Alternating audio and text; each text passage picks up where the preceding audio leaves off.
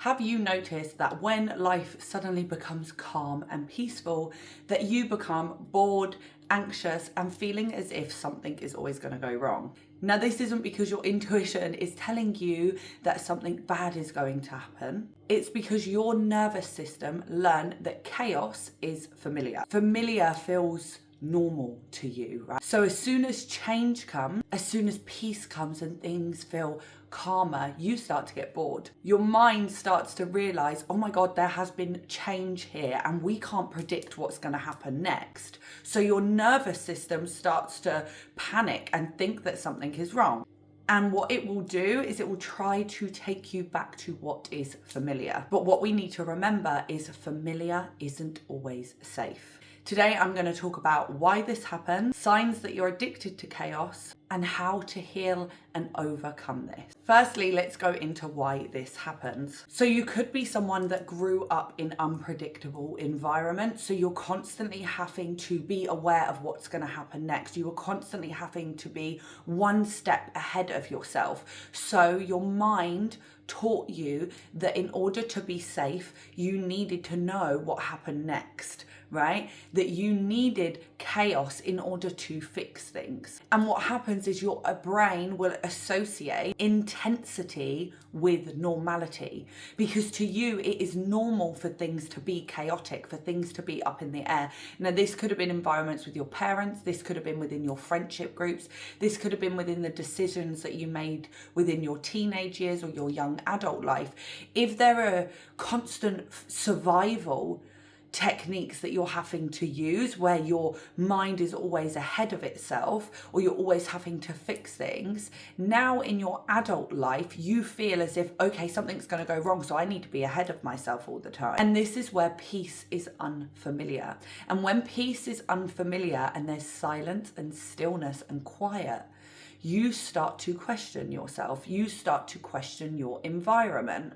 What is going to happen next? And you start to question subconsciously, who am I when I don't have to fix everything? When there's not constantly something for me to do or for me to be within. And what you may find is that within your adult life or within your young adult life, you then get attracted more to chaos. You may have been someone that was always around people that gossiped, or there was always some kind of issue. And now as you're getting older, you're realizing, I don't want that. I don't want to constantly be in chaos. So as soon as you start to hit peace, your mind doesn't see this as normal.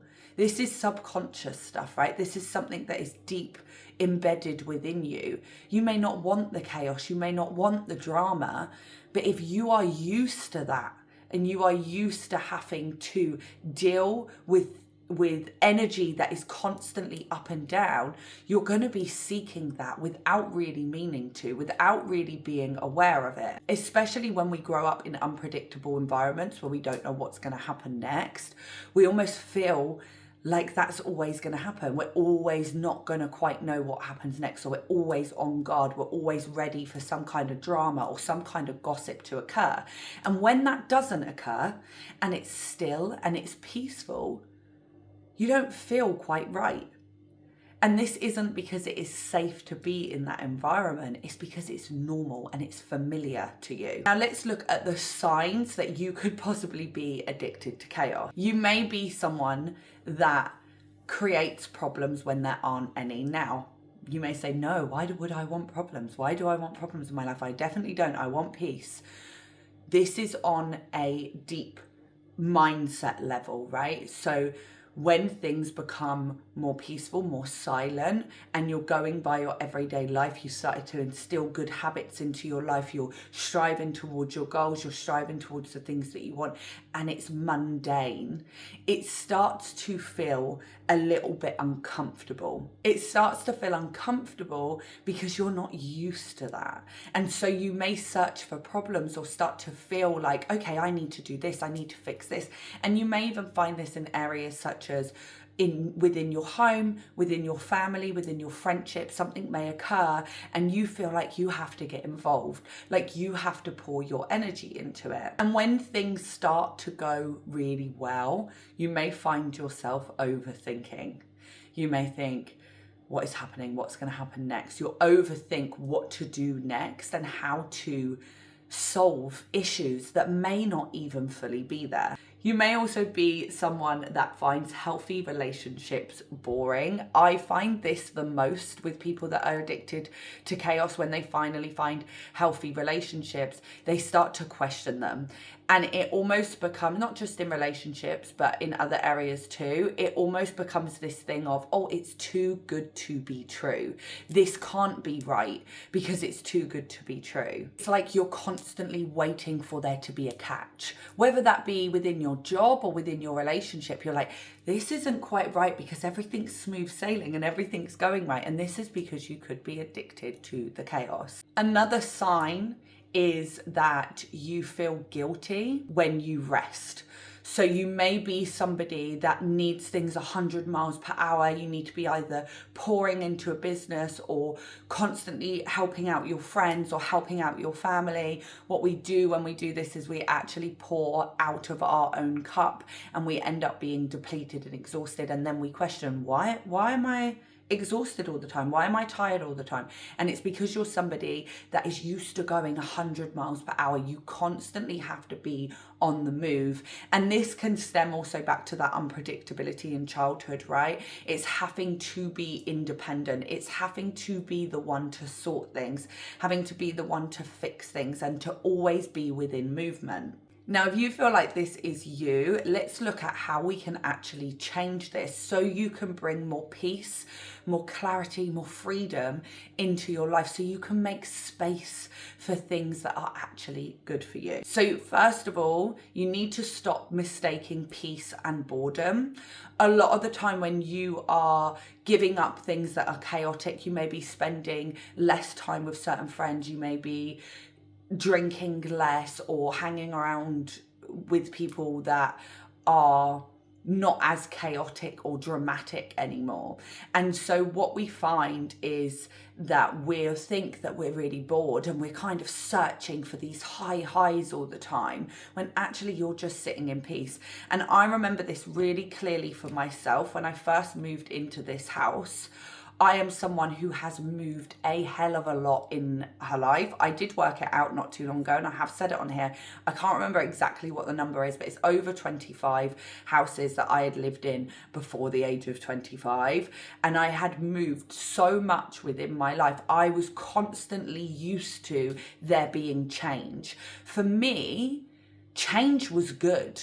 I become so accustomed to change that anything that was steady, peaceful, and normal did not feel right. When I finally moved into my home, which is what I am in now, which is my peace, I felt so uncomfortable. I felt like, oh, this is my home. This is where I'm staying. This is where I could stay the rest of my life. It has everything that I had ever dreamed of, everything I'd ever wanted for me and my daughter. And it felt so uncomfortable that I was almost trying to search for things to do, or who could I go out with? And I found myself being back in friendships and relationships with people that I had cleared out a long time ago because they were no longer in alignment to the future that I wanted. I didn't want to be around those people, and I'm not pointing the finger at them, I'm pointing the finger at me.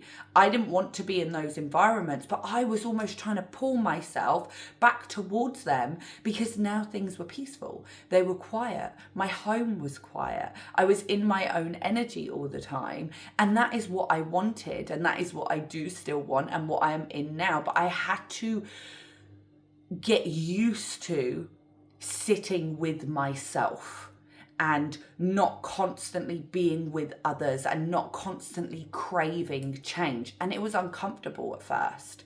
And this leads me to the next thing, is you have to give your mind proof that it is safe. Your mind doesn't know the difference between what's safe and what's not. It knows what is familiar. So it's always going to try and do whatever it can predict next. If you are not used to being in a peaceful environment, it doesn't know what's going to happen next. So it instantly goes, this isn't right. I don't know what's going to happen. We need to kind of create some chaos here. We need to repeat old patterns. So it's about giving the mind proof that it is safe where you are and to not repeat those old habits and patterns. It's about getting that mirror and really looking at ourselves deep within and saying, what about me? What about my past? What about my childhood is drawing me back to chaos? And this is how we learn to tolerate peace rather than choose intensity. And you do this by being aware of your routines, your weekly routines, your weekend routines, where that's when most people fall into that habit of chaos again, is where are you trying to seek intensity? What is it in your life that you are best to take a step back on to allow more calm? Another way that you can overcome this is by putting your chaotic energy into something that is going to allow you to thrive. So instead of going back to bad habits and things that do not serve you, it's like, okay, can we create something that we can put our energy into right now? It's important that we do sit in stillness and sit with ourselves and work out kind of why we are attracting this. But sometimes you can have the personality of somebody that is a problem solver, and instead of seeking problems that are going to cause you more problems, we could seek something that is going to benefit you in the long run. Now, most of the time people like this are great within business because they're problem solvers. They're people that can overcome things. Business can be really, really tough and really hard. And so what we find is that people that are addicted to chaos can be really good within creating their own businesses. So maybe it's time that you put your energy and your effort into new things that are going to bring you the future that you want, rather than going to the gossiping group and the family members that you know aren't good for you and trying to fix and solve all their problems.